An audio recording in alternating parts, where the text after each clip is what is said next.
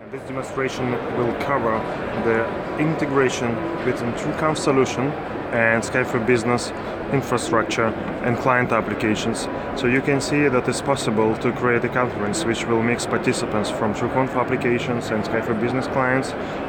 Any user of TrueConf solution can create a conference and invite Skype for Business participants in it, or just call them. And it's also true for reverse direction.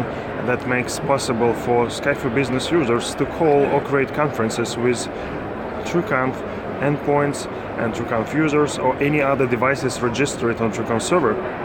So it is possible to call legacy equipment like Cisco and Polycom endpoints from Skype for Business thanks to TrueConf server integration with it, or it is possible for Skype for Business users to host a webinar which will be delivered using WebRTC built-in into TrueConf server solution.